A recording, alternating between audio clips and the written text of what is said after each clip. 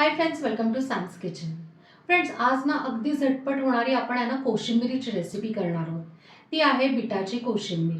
आपण कच्च्या बिटाची कोशिंबीर करतो किंवा मग बऱ्याच वेळा काय होतं, कच्चं बीट आहे ना तसंही आहे ना स्लाइस खाल्ले जात नाहीत.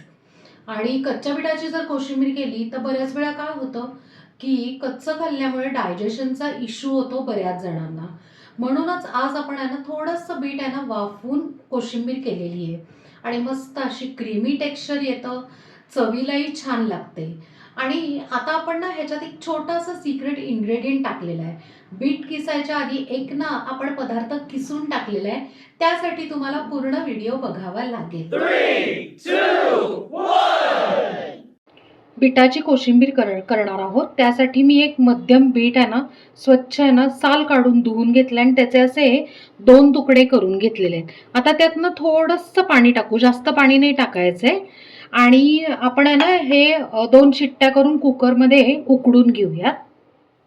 बीट आपण आहे ना एक शिट्टी करून आहे ना छानपैकी उकडून घेतलेला आहे. आणि ह्याचं जे पाणी आहे ते आपल्याला आता कोशिंबिरीमध्ये नकोय.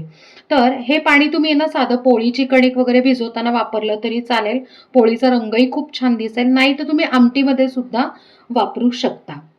इथे आपण एक बाउल घेतला आणि किसणी घेतली आहे. आपल्याला बीट किसायचंय, पण त्याच्या आधी आपण आहे ना छोटा आल्याचा तुकडा आपण घेणार आहोत. तो याच्यात किसून घ्यायचा. आलं कशासाठी माहिती का, एक तर चव सुद्धा छान लागते आणि महत्त्वाचं म्हणजे आपण या कोशिंबिरीमध्ये ना दही घालणार आहे. बऱ्याच लोकांना काय होतं की आहे ना दह्याचा त्रास होतो, जसं की आहे ना खोकला येणं, सर्दी होणं, तर ते होणार नाही यासाठी आपल्याला थोडंसं आलं वापरायचं आहे. आलं किसून झाल्यावर हे बीट किसून घ्यायचं. आलं आणि बीट आपण किसून घेतलेलं आहे. आता आपण हे बाजूला ठेवूया. आपण इथे ना दह्याचं मिक्सचर करणार आहोत. काय होतं माहिती आहे का, की डायरेक्ट आहे ना कोशिंबिरीमध्ये दही घातलं ना तो चोथा पाणी होतं, म्हणून आपण असं मिक्सचर इकडे वेगळं तयार करणार आहे. इथे आपण काय केलंय की 3 ते 4 चमचे दही घेतलंय.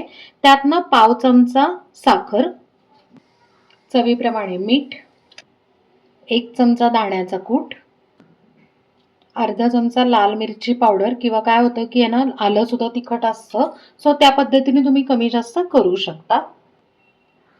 आता आपण काय करायचं, हे सगळं मिक्स करायचं आणि फेटून घ्यायचं. आपण छान मिक्स केलंय आणि मिक्सचर तुम्ही बघू शकताय क्रीमी झालेला आहे. आता या बीटामध्ये थोडीशी बारीक चिरलेली कोथिंबीर, यात आपण आहे ना आता दह्याचं मिक्सचर केलं होतं सगळं टाकून घेऊया. आता हे सगळं मिक्स करूया. कोशिंबीर मिक्स झालेली आहे. आता आपण काय करूया, ती कोशिंबीर एका बाउलमध्ये काढून आपण त्याला फोडणी देणार आहोत. तडका पॅनमध्ये आपण 1 ते 1.5 चमचा तेल गरम करून घेतलेलं आहे. त्यातनं आता अगदी थोडीशी मोहरी, जिरे, चिमूटभर हिंग, हळद, थोडेसे तीळ, ही फोडणी तयार आहे. आता आपण काय करूया, आपल्या कोशिंबिरीला फोडणी देऊया. फ्रेंड्स, आपण आहे ना कोशिंबिरीला फोडणी देऊन घेतलेली आहे आणि अशा पद्धतीने ना आपली पौष्टिक बिटाची कोशिंबीर तयार आहे.